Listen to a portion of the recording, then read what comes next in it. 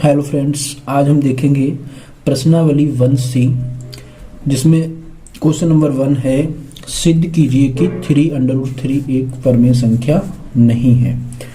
तो ये करा परमेय संख्या नहीं है और इसे हम परमेय संख्या मान के चलेंगे और उसके बाद इसमें कॉन्ट्राडिक्शन आएगा, उसके बाद हम कह देंगे कि परमेय संख्या नहीं है। तो सबसे पहले क्या किया, हमने लिखा माना कि 3√3 एक परमेय संख्या है। इसे हमने परमेय संख्या मान लिया।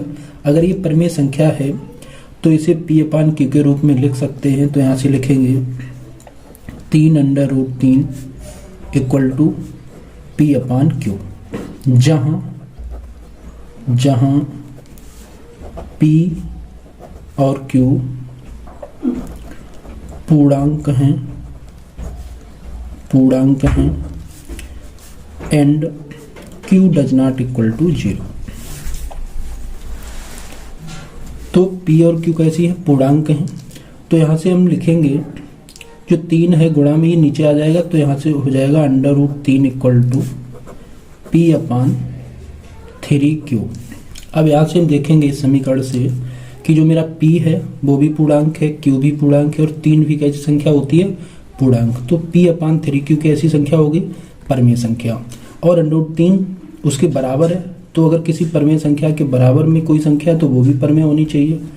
तो यहाँ से लिखेंगे चूंक P, Q और 3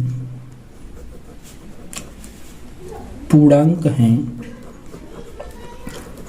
हैं, इसलिए P/3Q एक परमेय संख्या है। और चूंकि ये जो P/3Q के बराबर में √3 है तो ये भी परमेय होना चाहिए।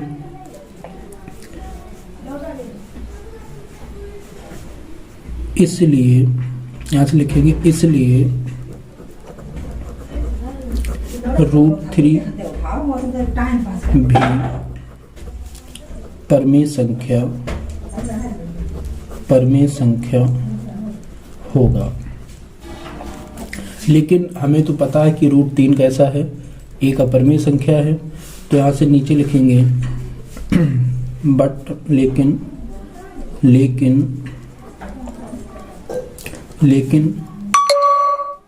हम जानते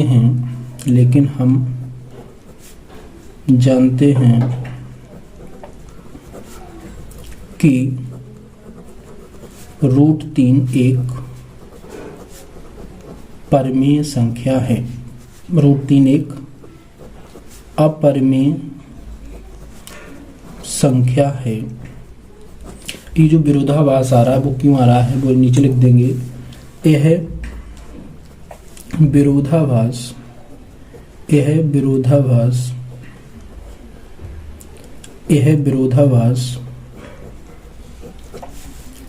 इस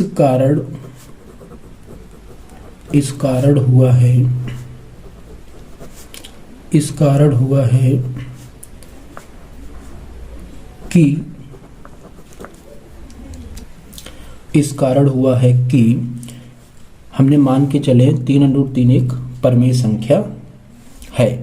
तो यहाँ से लिखते हैं ए विरोधाभास इस कारण हुआ है कि 3√3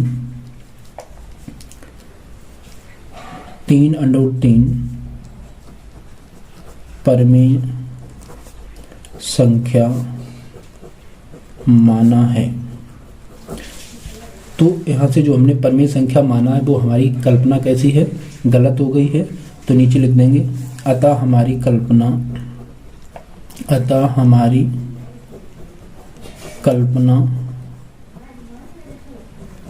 गलत है। नीचे लिख दो स्पष्ट है कि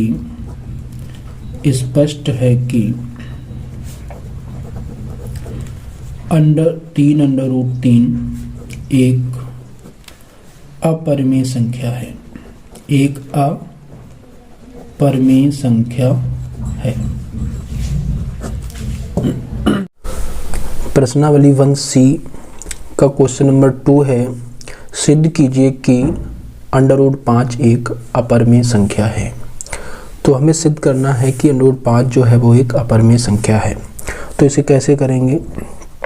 सॉल्यूशन है इसका, माना कि √5 एक परिमेय संख्या है, परिमेय संख्या है। हमने मान लिया कि √5 एक परिमेय संख्या है। अगर ये परिमेय संख्या है तो इसे हम P/Q की फॉर्म में लिख सकते हैं। तो यहाँ पे लिखेंगे √5 बराबर P/Q, और जहाँ P और Q सह अभाज्य संख्याएं हैं और Q does not equal to 0। इसका मतलब ये है कि हमने √5 को अगर परिमेय संख्या माना है तो इसे हम P/Q के फॉर्म में लिख सकते हैं, और P और Q सहअभाज्य को प्राइम नंबर हैं, मतलब इनके बीच में कोई भी कॉमन नहीं है। कॉमन है तो एक के अतिरिक्त अगर कोई कॉमन ना हो तो ऐसी संख्याएं क्या होती हैं? सहअभाज्य संख्याएं। तो Q does not equal to 0, मतलब Q जो है वो 0 नहीं हो सकता। अगर Q 0 हो जाएगी तो ये संख्या अपरिभाषित हो जाएगी, इंडेफिनिट हो जाएगी। तो इसलिए हम क्या करेंगे, तो हमने इसे परिमेय संख्या मान के चले हैं, और ये अपरिमेय सिद्ध जब हो जाएगी जब इसमें परिमेय के जो गुण हैं वो नहीं होंगे।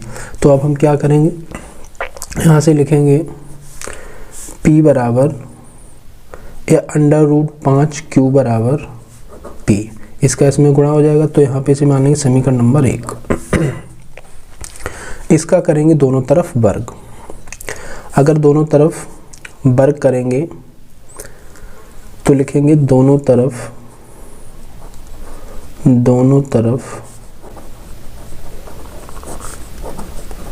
वर्ग करने पर, जिससे कि ये रूट हट जाए, तो इधर क्या हो जाएगा 5Q² बराबर P²। √5 का स्क्वायर करेंगे तो 5 आएगा, और Q का करेंगे तो Q², P का करेंगे तो P², क्योंकि √5 इंटू √5 होता है 5। तो अब यहाँ से हम देखेंगे कि जो मेरा P² है वो 5 से डिविजिबल है। अगर हम यहाँ से 5 गुणा में नीचे आएगा तो बटे में, तो जो मेरा P² है वो 5 से क्या है? डिविजिबल। तो यहाँ पे लिखेंगे, तो यहाँ से लिखेंगे कि P² 5 से विभाजित है, 5 से विभाजित हैं, इसलिए चूंकि P² 5 से विभाजित है, इसलिए P भी 5 से विभाजित होगा। P 5 से विभाजित होगा। ये गणित की जो प्रमेय है आधारभूत वो यही है कि जो P² 5 से अगर विभाजित हो रहा है तो P भी 5 से विभाजित होगा। मान लो 16 जो है वो 4 से विभाजित हो रहा है, तो इसका जो स्क्वायर रूट है मतलब कि 4, वो भी 4 से क्या हो जाएगा? विभाजित। इसका मतलब ये है P 5 से विभाजित है। इसका मतलब ये है कि जो मेरा P है वो 5 से विभाजित है, और इसे मान लो कोई संख्या है मेरी A, तो यहाँ से हम लिख देंगे कि P बराबर 5A। तो यहाँ से मान लेंगे हम P बराबर 5A, जहाँ A कोई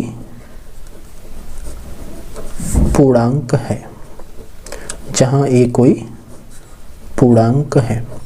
मतलब कि अगर P जो है वो 5 से विभाजित है तो वो P/5 होगा, विभाजित है इसलिए, तो वो किसी के नंबर के बराबर मान लिया जिससे कि वो कंपैरिजन हो सके। तो यहाँ से हमने P/5 को माना A, जहाँ ए कोई क्या है पूर्णांक, तो p बराबर क्या हो जाएगा 5a।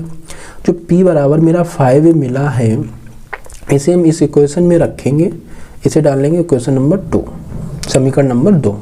तो यहाँ से लिख देंगे कि p का मान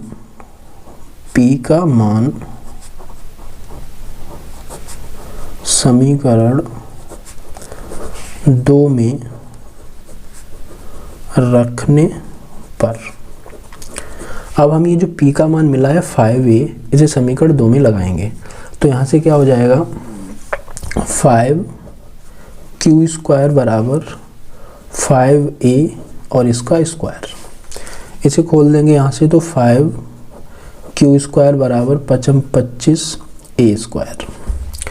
तो यहाँ से देखेंगे हम 5 से 25 कट जाएगा, 25, तो मेरा हो जाएगा q² बराबर 5a²। अब यहाँ पे हमने देखा था कि जो मेरा p² है वो 5 से विभाजित था। अब यहाँ पे हम क्या देख रहे हैं, जो मेरा q² है वो भी तो 5 से विभाजित है, क्योंकि गुणा वाली चीज़ कहाँ आ जाएगी बटे में। तो यहाँ पे हम क्या लिखेंगे, चूँक q² 5 से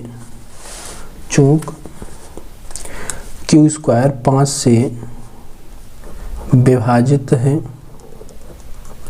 5 से विभाजित है, इसलिए q भी 5 से विभाजित होगा,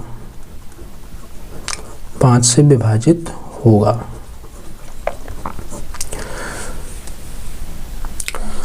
अब हम देख रहे हैं कि जो q है वो भी 5 से विभाजित है और जो मेरा p है वो भी 5 से विभाजित होगा। अगर दोनों विभाजित हैं, अगर मान लो कोई नंबर है, ये मान लिया हमने कि ये 25 है और ये मान लिया 15 है, ये भी 5 से विभाजित हो रहा है और ये भी 5 से विभाजित हो रहा है। तो इसका मतलब क्या है कि जो मेरा 5 है वो दोनों में क्या है, कामन है। 5 है वो दोनों में क्या है, उभयनिष्ठ है। तो इसका मतलब ये है कि जो मेरा 5 है और जो यहाँ पे 5 है ये दोनों में क्या हो गया, उभयनिष्ठ हो गया, मतलब वो दोनों में क्या हो गया, कामन। और यहाँ पे हमने लेके चले थे कि p और q जो सहभाज्य संख्या, मतलब इनके बीच में कोई भी संख्या कामन नहीं है। तो ये क्या हो गया, यहाँ पे कामन आ गया। इसका मतलब जो हमने कल्पना मानी थी, जो मान के चले थे कि p जो परमेय संख्या है उसके कारण ऐसा हुआ है। अब इसलिए हम कह सकते हैं कि जो मेरा ये संख्या √5 ये अपरमेय संख्या है। अगर ये परमेय संख्या होती तो इनका भी जो दोनों में कामन है वो एक के अलावा और कुछ भी नहीं आना चाहिए था। तो यहाँ पे लिखेंगे अतः p तथा q में कम से कम एक उभयनिष्ठ गुणनखंड 5 है, परंतु इस तथ्य का विरोधाभास होता है कि p और q सहभाज्य संख्याएं हैं, क्योंकि हम p और q को सहभाज्य मान के चले थे कि उनके बीच में कोई भी उभयनिष्ठ गुणनखंड नहीं है। लेकिन यहाँ से क्या हुआ, उभयनिष्ठ गुणनखंड 5 आ गया। इसका मतलब ये जो हमने कल्पना मानी है उसका ये विरोधाभास है कि p और q सहभाज्य संख्याएं हैं। यह विरोधाभास जो है हमारी कल्पना की कमी के कारण हुआ है, इसलिए हमारी कल्पना कैसी होगी, गलत है। अतः √5 एक अपरमेय संख्या है, इतना लिख देंगे बस। प्रश्नावली 1C का क्वेश्चन नंबर 3 है, सिद्ध कीजिए कि 3 + 2 √5 एक अपरमेय संख्या है।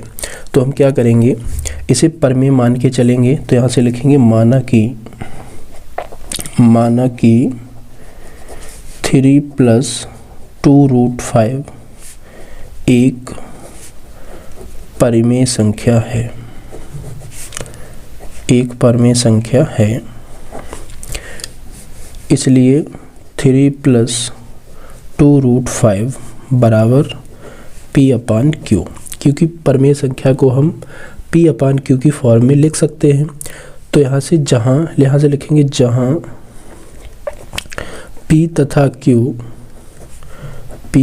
q पूर्णांक हैं, p तथा q पूर्णांक हैं और q does not equal to 0, क्योंकि q की वैल्यू कभी भी 0 नहीं हो सकती है। अगर 0 हो जाएगी तो ये इनफाइनाइट हो जाएगा। तो यहाँ से हम इसे क्या करेंगे, पी अपान क्यू की फॉर्म में लिख लेंगे। अब इधर क्या करेंगे, जो भी मेरी वैल्यू पूर्णांक है उन्हें पूर्णांक की तरफ कर लेंगे और जो पूर्णांक नहीं है उन्हें एक तरफ रखेंगे। तो 3 उधर भेज देंगे तो यहाँ से हो जाएगा 2√5 पी अपान क्यू माइनस 3। इसे सॉल्व करेंगे तो 2√5 बराबर p माइनस 3q अपान q। तो मेरा 2 है, ये गुणा वाली चीज़ कहाँ चली जाएगी, बटे में चली जाएगी। तो यहाँ से हो जाएगा √5 बराबर p माइनस 3q अपान 2q। तो अब अगर हम इसे ध्यान से देखें तो मेरा p q कैसा है, पूर्णांक। अगर कोई दो पूर्णांकों को घटाएंगे तो क्या मिलेगा, एक पूर्णांक मिलेगा। इसका मतलब इसका मेरा ये भी पूर्णांक और ये भी पूर्णांक। इसका मतलब ये मेरी संख्या कैसी हो गई, परमेय संख्या। तो यहाँ से लिखेंगे चूंक p q 2 3 पूर्णांक हैं, इसलिए p माइनस 3q अपान 2q एक परमेय संख्या है, एक परमेय संख्या है। अगर ये परमेय संख्या है तो परमेय संख्या के जो बराबर में है वो भी परमेय संख्या हुई, इसलिए √5 भी परमेय संख्या है, परमेय संख्या है इसके अकॉर्डिंग। लेकिन हमें तो पता है, नीचे लिखेंगे बट वी नो दैट, लेकिन हमें पता है, लेकिन हम जानते हैं कि √5 अपरमेय संख्या है, अपरमेय संख्या है। अतः हमारी कल्पना गलत है, अतः हमारी कल्पना गलत है।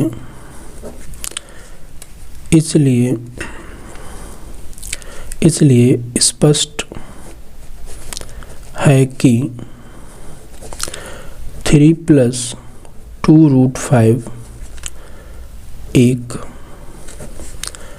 अपरमेय संख्या है, एक अपरमेय संख्या है। डॉक्टर मनोहर रेबुक की एक्सरसाइज 1C का क्वेश्चन नंबर 4 है, सिद्ध कीजिए कि √7 एक अपरमेय संख्या है। तो इसके लिए क्या करेंगे, लिखेंगे माना कि √7 एक परिमेय संख्या है, माना कि √7 एक परिमेय संख्या है। अगर ये परिमेय संख्या हमने मान ली तो इसे हम p अपान क्यू की फॉर्म में लिख सकते हैं। तो √7 बराबर p अपान क्यू, जहाँ p तथा q सहअभाज्य संख्याएं हैं और q does not equal to 0। मतलब p और q सहअभाज्य संख्या, इनके बीच में कोई भी चीज़ कॉमन नहीं है और q does not equal to 0। यहाँ से क्या होगा, p बराबर इन दोनों का गुणा हो जाएगा। तो यहाँ से लिखेंगे p बराबर √7 q। इसे मान लेंगे समीकरण नंबर 1 और इसका √7 हमें अंडर हटाना है। तो यहाँ से क्या करेंगे, दोनों तरफ वर्ग करने पर नीचे लिखेंगे दोनों तरफ वर्ग करने पर। इसका वर्ग करेंगे तो p का वर्ग हो जाएगा p², √7 का वर्ग हो जाएगा 7 और q का वर्ग हो जाएगा q²। अब यहाँ से देखेंगे कि जो मेरा p² है वो 7 से डिविजिबल है, क्योंकि यहाँ गुणा 7 है और गुणे वाली चीज़ जाती है तो बटे में पहुँच जाती है। तो यहाँ से क्या हो जाएगा, p², नीचे लिख देंगे p² 7 से विभाजित है। तो p भी 7 से विभाजित विभाजित होगा। अगर p स्क्वायर 7 से विभाजित है तो उसका स्क्वायर रूट भी 7 से विभाजित होगा। तो नीचे लिखेंगे इसलिए अब यहाँ से देखें, अगर p जो है वो 7 से विभाजित है, p/7, इसे हमने कोई संख्या मान लिया a, तो यहाँ से लिखेंगे p बराबर 7a, और a क्या है, कोई पूर्णांक है जो हमने माना है, तो यहाँ से लिखेंगे p बराबर 7a, और हमने माना क्या है, ये माना है कोई a कोई पूर्णांक है, p बराबर 7a, इसे लगा देंगे समीकरण, इसे मानेंगे समीकरण नंबर 2, p का मान लगाएंगे समीकरण 2 में, तो नीचे लिखेंगे p का मान समीकरण 2 में रखने पर, तो यहाँ से रख देंगे p का मान 7a और इसका स्क्वायर बराबर 7q स्क्वायर, तो इसका खोलेंगे तो 7 7 49, a स्क्वायर बराबर 7q स्क्वायर, 7 से डिवाइड करेंगे 7 7 49, a स्क्वायर बराबर q स्क्वायर।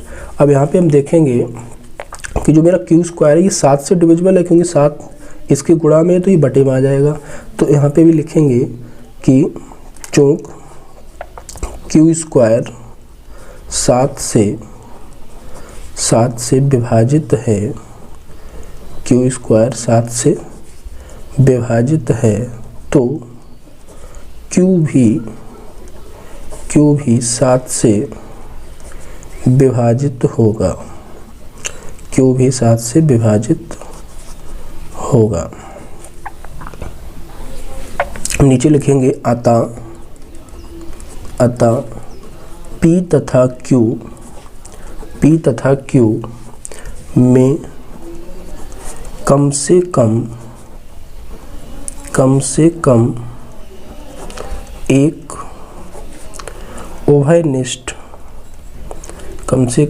उभयनिष्ठ गुणनखंड उभयनिष्ठ गुणनखंड 7 है, क्योंकि देखो 7 तो p को भी विभाजित करता है और 7 q को विभाजित कर रहा है। इसका मतलब अगर कोई नंबर मान लो एक 14 है, इसे मान लो 7 विभाजित कर रहा है, एक मान लो 49 है, इसे भी 7 विभाजित कर रहा है, तो इसका मतलब जो है ये 7 इसका भी गुणनखंड है और इसका भी गुणनखंड है। तो यहाँ पे भी क्या है, दोनों में जो कॉमन है वो क्या हो गया, 7 गुणनखंड है, तो ये दोनों में क्या हो गया, कॉमन। लेकिन हम मान के क्या चले थे कि दोनों में कुछ भी कॉमन नहीं है, तो ये हमारी जो विरोधाभास हुआ ये इसलिए हुआ है क्योंकि हमने इसे परिमेय संख्या माना है। तो नीचे यही लिख देंगे कि परंतु इससे इस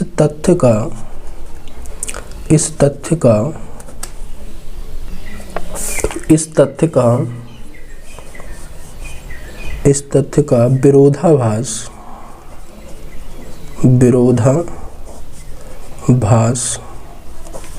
होता है, परंतु इससे इस तथ्य का विरोधाभास होता है कि p तथा q सह अभाज्य हैं।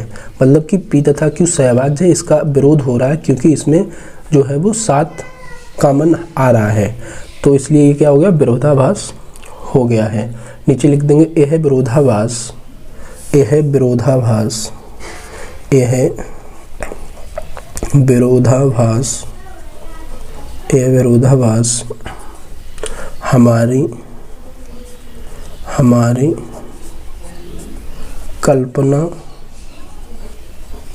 हमारी कल्पना की कमी के कारण है कि √7 एक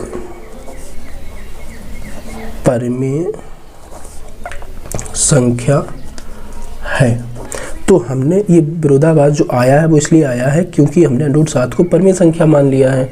इसका मतलब जो है वो √7 परिमेय संख्या नहीं है, तो हम नीचे लिख देंगे अतः √7 एक अपरिमेय संख्या है। अतः √7 एक अपरिमेय संख्या है। डॉक्टर मनोहर रे की बुक की एक्सरसाइज 1C का क्वेश्चन नंबर 5 है, सिद्ध √2 एक परमेय संख्या नहीं है। कह रहा है कि √2 एक परमेय संख्या नहीं है, तो सिद्ध कीजिए कि 2 + √2 एक परमेय संख्या नहीं है। अगर यहाँ से लिखेंगे, यहाँ से सॉल्यूशन लिखेंगे इसका, माना कि 2 + √2 एक परमेय संख्या है, एक परमेय संख्या है। अगर ये परमेय संख्या है तो इसे हम P/Q की फॉर्म में लिख सकते हैं। तो यहाँ से लिखेंगे 2 + √2 = P/Q, और नीचे लिखेंगे जहाँ P तथा Q सहअभाज्य संख्याएं हैं, and Q does not equal to 0, और जो Q है वो 0 के बराबर नहीं है, क्योंकि 0 अगर Q हो जाएगा तो ये संख्या जो है अनंत इनडिफाइंड बन जाएगी। तो इसलिए हम क्या करेंगे, इसे कभी भी 0 नहीं कर सकते हैं। और दोनों संख्याएं कैसी हैं, सहअभाज्य हैं, मतलब कि इनके दोनों के बीच में कोई भी उभयनिष्ठ गुणनखंड एक के अतिरिक्त नहीं है।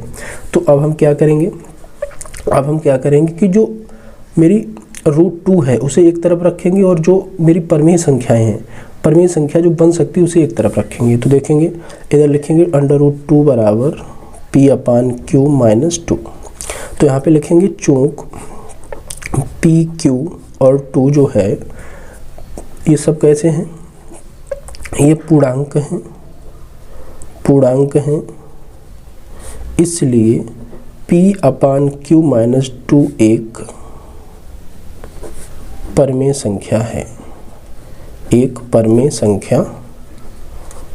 संख्या है। अर्थात √2 परमेय संख्या के बराबर में अगर कोई संख्या तो वो भी परमेय होनी चाहिए, क्योंकि वो उसके बराबर है। तो अर्थात √2 भी परमेय संख्या है, √2 भी परमेय संख्या है। लेकिन हमें पता है कि जो √2 है वो अपरमेय संख्या है, परमेय संख्या नहीं है। तो इसका मतलब जो हमने माना है कि 2 + √2 एक परमेय संख्या है, वो हमारी कल्पना गलत है। तो यहाँ से नीचे लिख देंगे,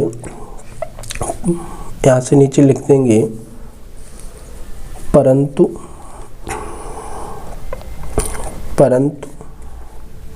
इस तथ्य का विरोधाभास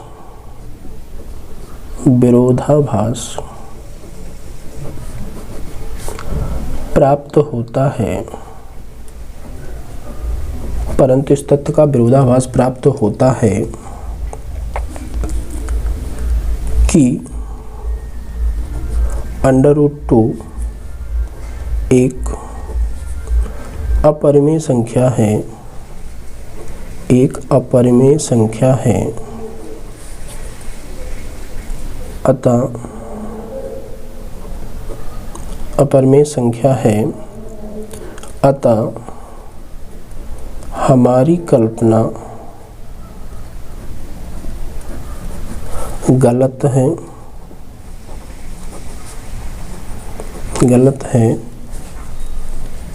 स्पष्ट है कि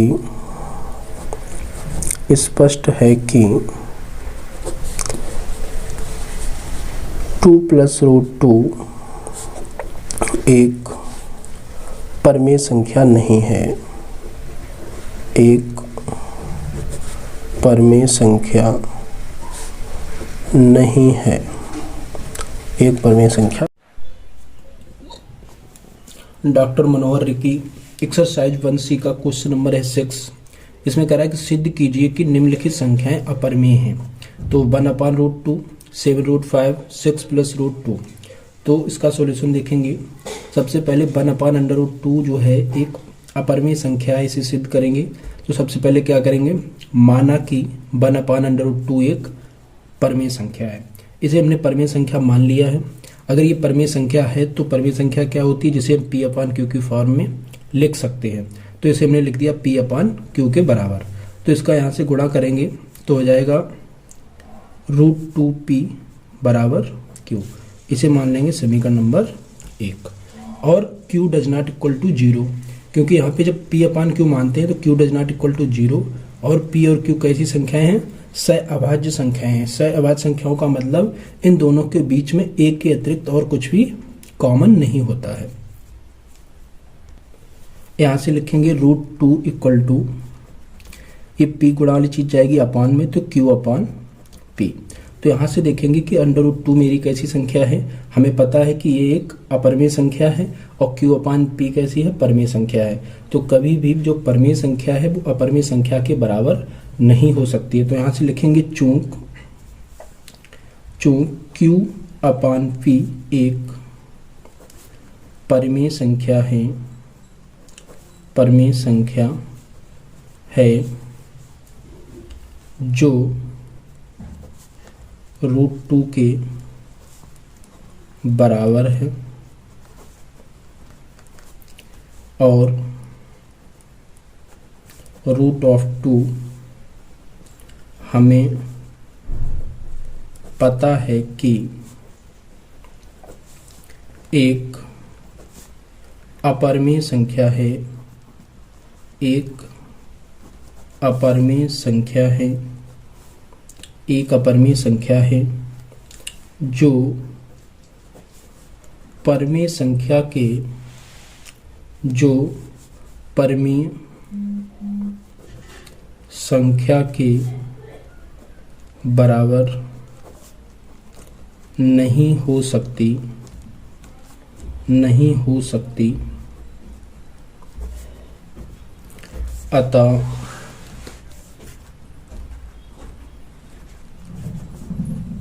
हमारी कल्पना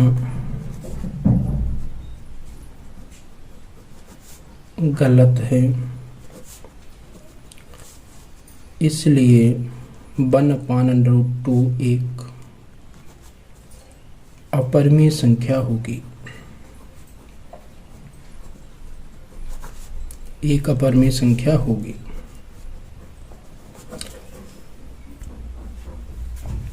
इसका सेकंड पार्ट है 7/5 एक अपरिमेय संख्या है, हमें सिद्ध करना है। तो यहाँ से लिखेंगे माना कि 7/5 एक परिमेय संख्या है। अगर ये परिमेय संख्या है तो इसे हम p अपान q की फॉर्म में लिख सकते हैं। तो इसे लिखेंगे 7√5 बराबर p अपान q, बराबर p अपान q, जहाँ p तथा q सहअभाज्य संख्याएं हैं तथा q does not equal to 0। इसे हमने p अपान q की फॉर्म में लिख लिया है। यहाँ से जो गुणा वाली चीज़ है वो अपान में चले जाएगी, तो हो जाएगा √5 equal to p upon 7q, 7 आ जाएगा नीचे। तो इसे हम मान लेंगे समीकरण नंबर 1। तो यहाँ से देखेंगे चूंकि p q 7 पूर्णांक हैं, इसलिए p अपान 7q, इसलिए p अपान 7q क्या हो जाएगी? मेरी परिमेय संख्या। p अपान 7q परिमेय संख्या होगी, परिमेय संख्या होगी, क्योंकि किसी भी परिमेय संख्या में अगर उसका अंश और हर दोनों पूर्णांक हैं तभी वो परिमेय संख्या होती है। इसलिए p अपान 7q एक परिमेय संख्या होगी। चूंकि परिमेय संख्या के बराबर अगर कोई संख्या तो वो भी परिमेय होगी, इसलिए या अतः √5 भी एक परिमेय संख्या होगी, परिमेय संख्या होगी। लेकिन हमें पता है कि √5 जो है वो एक अपरिमेय संख्या है, तो यही मेरा विरोधाभास हो गया। यहाँ से लिखेंगे परंतु इस तथ्य का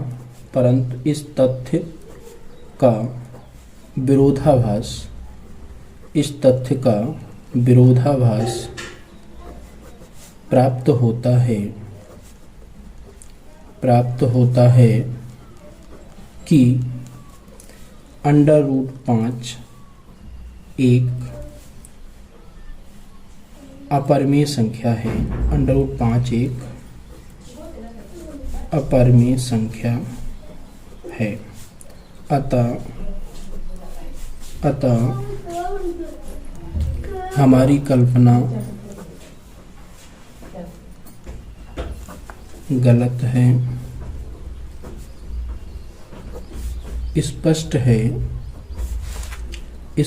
है कि 7√5 एक अपरिमेय संख्या है।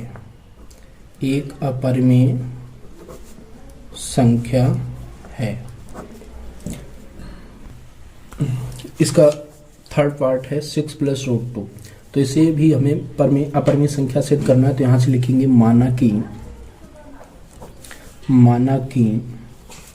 6 + √2 एक परमेय संख्या है। एक परमेय संख्या है, इसलिए इसे भी P/Q की फॉर्म में लिखेंगे। इसलिए 6 + √2 = P/Q, जहाँ P तथा Q सहअभाज्य संख्याएं हैं और Q ≠ 0। अगर ये परमेय संख्या है तो इसे P/Q की फॉर्म में लिख सकते हैं। और P और Q सहअभाज्य संख्याएं क्या होती हैं? तो सहअभाज्य संख्याएं होती हैं कि जिन दोनों संख्याओं का HCF अगर एक हो या जिनके बीच में कॉमन केवल एक हो, उसके अलावा कोई ना हो, तो वह सहअभाज्य संख्या होती है। और Q ≠ 0। तो इसे यहाँ से सॉल्व करेंगे।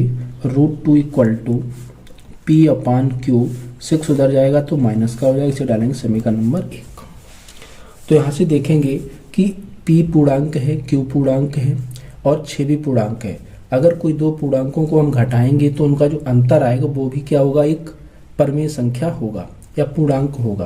तो ये भी क्या होगी? मेरी परमेय संख्या होगी। तो यहाँ पे लिखेंगे चूंकि P/Q - 6 एक परमेय संख्या है, एक परमेय संख्या है तथा √2 एक अपरमेय संख्या है, एक अपरमेय संख्या है,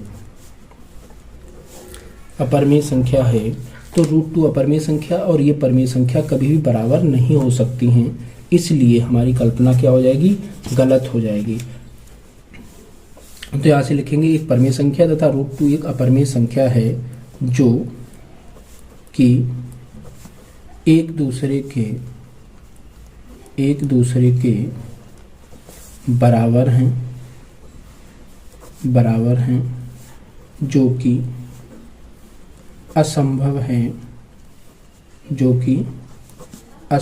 है, अतः 6 + √2 एक अपरमेय संख्या है, एक अपरमेय संख्या है। हेलो फ्रेंड्स, डॉक्टर मनोहर रिकी एक्सरसाइज 1C का क्वेश्चन नंबर 7 है। सिद्ध कीजिए कि √3 - 1 एक अपरमेय संख्या है। तो हम क्या करेंगे? माना कि √3 - 1 एक परमेय संख्या है। अगर ये परमेय संख्या है तो इसे हम P/Q की फॉर्म में लिखेंगे। तो √3 - 1 = P/Q, जहाँ P तथा Q सहअभाज्य संख्याएं हैं, मतलब कि इन दोनों संख्याओं का जो HCF होगा वो 1 होगा और Q ≠ 0।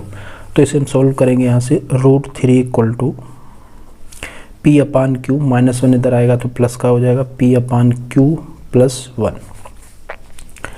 तो इसे डाल देंगे समीकरण नंबर 1। नीचे लिखेंगे चूंकि P तथा Q पूर्णांक हैं, इसलिए P/Q + 1 एक परमेय संख्या है, एक परमेय संख्या है। अगर ये परमेय संख्या है, इसके बराबर में जो संख्या है वो भी परमेय होनी चाहिए, इसलिए √3 भी परमेय संख्या होगी, परमेय संख्या होगी। लेकिन हमें तो पता है कि √3 कैसी है, अपरमेय संख्या है, तो नीचे लिखेंगे परंतु इस तथ्य का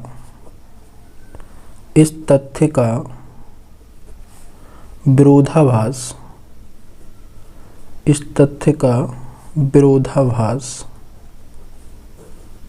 प्राप्त होता है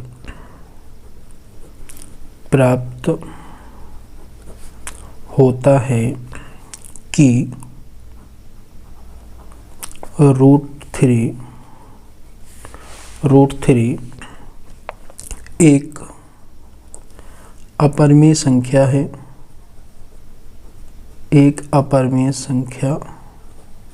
है, अतः हमारी कल्पना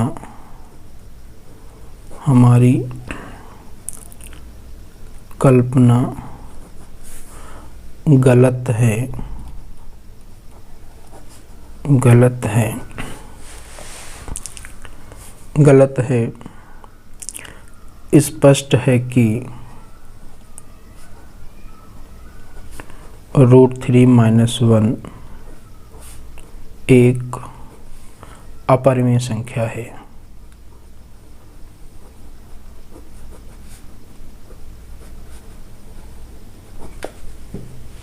फ्रेंड्स, आज हम देखेंगे प्रश्नावली 1C डॉक्टर मनोहर रे, क्वेश्चन नंबर 8। सिद्ध कीजिए कि √5 - √3 एक अपरमेय संख्या है। तो इसका सॉल्यूशन देखेंगे। माना कि √5 - √3 एक परमेय संख्या है। अगर ये परमेय संख्या है तो इसे हम P/Q के रूप में लिख सकते हैं। तो √5 - √3 बराबर P/Q, जहाँ P और Q कैसी संख्याएं हैं, सहवाद संख्याएं हैं, Q does not equal to 0। तो यहाँ से हम क्या करेंगे, √5 = P/Q और माइनस का √3 उधर जाएगा तो प्लस का हो जाएगा। इसे डाल देंगे समीकरण नंबर 1। इसका हम क्या करेंगे, दोनों तरफ वर्ग करेंगे, जिससे कि इधर से रूट हटेगा और मेरी जो संख्या है वो खुल जाएगी। तो यहाँ से लिखेंगे दोनों तरफ वर्ग करने पर। तो इधर वर्ग करेंगे तो रूट हट जाएगा, केवल 5 हो जाएगा। इधर हो जाएगा P/Q का होल स्क्वायर प्लस √3 का होल स्क्वायर प्लस 2AB। यहाँ पे a प्लस बी का होल स्क्वायर लग जाएगा, तो a square plus B square plus 2AB।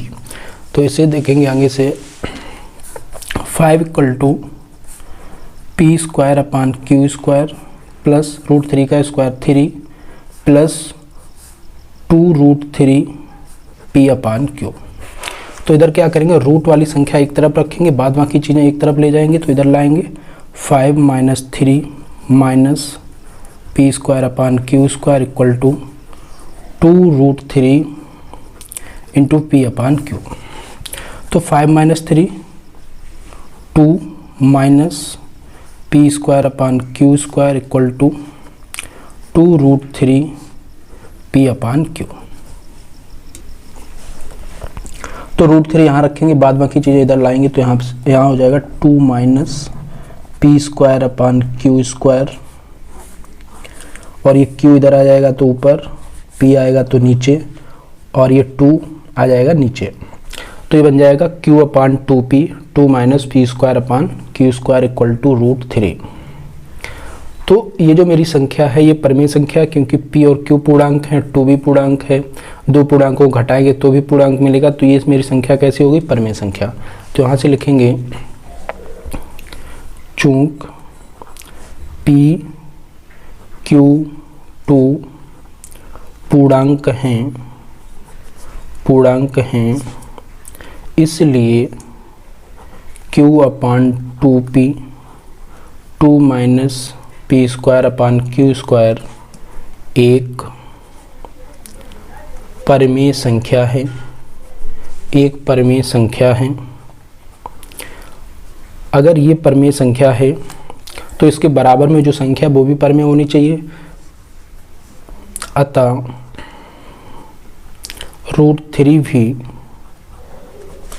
परिमेय संख्या होगी, √3 भी परिमेय संख्या होगी। लेकिन हमें पता है कि √3 अपरिमेय संख्या है, तो ये मेरा विरोधाभास हुआ है जो हमने कल्पना मानी है। परंतु इस तथ्य का विरोधाभास प्राप्त होता है कि √3 एक अपरिमेय संख्या है। अगर √3 तो एक अपरिमेय संख्या होती है, लेकिन इससे क्या हुआ, परिमेय संख्या हो गई, तो इसका मतलब हमारी कल्पना गलत है और जो √5 - √3 है वो एक अपरिमेय संख्या है। हेलो फ्रेंड्स, आज हम देखेंगे डॉक्टर मनोहर रे की एक्सरसाइज 1C का क्वेश्चन नंबर 9। कह रहा है कि सिद्ध कीजिए कि 2 + √3 एक अपरिमेय संख्या है। तो इसे हम कैसे सॉल्व करेंगे, लिखेंगे माना कि 2 + √3 एक परिमेय संख्या है। इसे परिमेय संख्या मानेंगे तो परिमेय संख्या क्या होती है, जिसे हम P/Q की फॉर्म में लिख सकें। तो 2 + √3 बराबर P/Q, जहाँ P तथा Q सहअभाज्य संख्याएं हैं और Q does not equal to 0, मतलब P और Q के बीच में कोई भी संख्या कॉमन नहीं है एक के अतिरिक्त। तो इसे हम सॉल्व करेंगे। √3 = P/Q, 2 इधर जाएगा तो माइनस का हो जाएगा, तो √3 = P/Q - 2। इसे डालेंगे समीकरण नंबर 1। तो इसके नीचे लिखेंगे चूँकि P/Q, -2 परिमेय संख्याएं हैं, इसलिए P/Q - 2 भी एक परिमेय संख्या होगी। क्योंकि दो परिमेय संख्याओं को अगर घटाएंगे तो एक परिमेय संख्या प्राप्त होगी, तो P/Q - 2 भी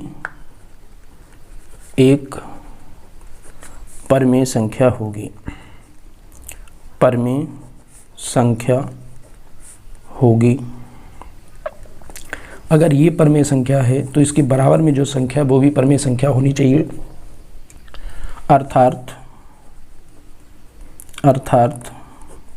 √3 भी परिमेय संख्या होगी, √3 भी परिमेय संख्या होगी।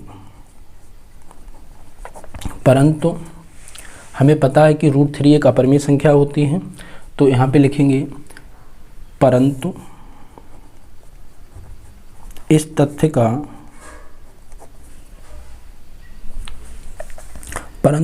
का विरोधाभास प्राप्त होता है कि √3 एक अपरिमेय संख्या है। अतः अगर ये अपरिमेय संख्या है और परंतु यहाँ पे भी परिमेय संख्या आ रही है, इसलिए क्या हो जाएगा, ये हमारा कल्पना गलत हो जाएगी। तो अतः लिखेंगे 2 + √3 एक अपरिमेय संख्या है। हेलो फ्रेंड्स, आज हम देखेंगे डॉक्टर मनोहर रे की बुक की एक्सरसाइज 1C का क्वेश्चन नंबर 10। कह रहा है कि सिद्ध कीजिए कि 4 - 3√2 एक अपरिमेय संख्या है। अगर ये एक अपरिमेय संख्या है तो हम इसे कैसे सिद्ध करेंगे, तो लिखेंगे माना कि 4 - 3√2 एक परिमेय संख्या है। इसे परिमेय संख्या मान के चलेंगे और अपरिमेय सिद्ध करेंगे। तो यहाँ पे लिखेंगे अगर ये परिमेय संख्या है तो 4 - 3√2 बराबर P/Q, क्योंकि कोई भी परिमेय संख्या होती है उसे हम P/Q की फॉर्म में लिख सकते हैं। और P तथा Q सहअभाज्य संख्याएं हैं। सहअभाज्य संख्याएं क्या होती हैं, जिन दो संख्याओं का HCF कितना हो 1, अर्थात इनके बीच में जो संख्या कॉमन हो वो 1 के अतिरिक्त और कोई भी संख्या कॉमन नहीं होनी चाहिए। और Q does not equal to 0, और Q का मान कभी भी 0 नहीं होना चाहिए, क्योंकि अगर Q का मान 0 हो जाएगी तो ये संख्या अनंत बन जाएगी, परिमेय संख्या नहीं रहेगी।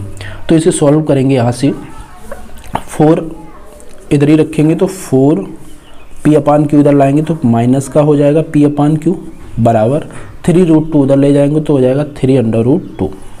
अब यहाँ से क्या करेंगे, √2 इधर रखेंगे, 3 को इधर भेज देंगे तो इधर लिखेंगे 4 - P/Q। ये गुणा वाली चीज़ जब भी आएगी तो बटे में आ जाएगी, तो इधर लिखेंगे 1/3 बराबर √2।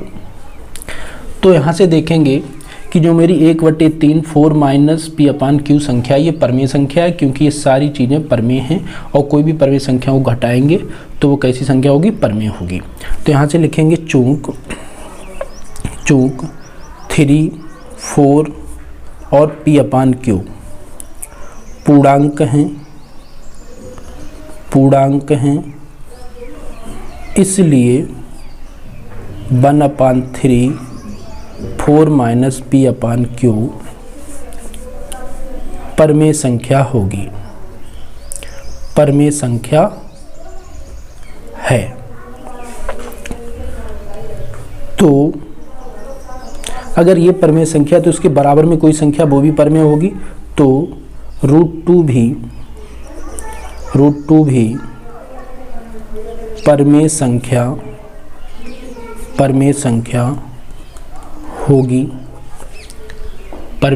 होगी। तो नीचे लिखेंगे परंतु इस तथ्य का विरोधाभास प्राप्त होता है कि √2 एक अपरमेय संख्या है, क्योंकि हमें मालूम है कि √2 एक अपरमेय संख्या है और यहाँ पे क्या आ गया कि परमेय संख्या है, तो इस तथ्य का ये क्या हो गया, विरोध हो गया, तो ये विरोधाभास होता है। इसका मतलब हमारी कल्पना गलत है और 4 - 3 √2 एक अपरमेय संख्या है, तो हमें यही सिद्ध करना था।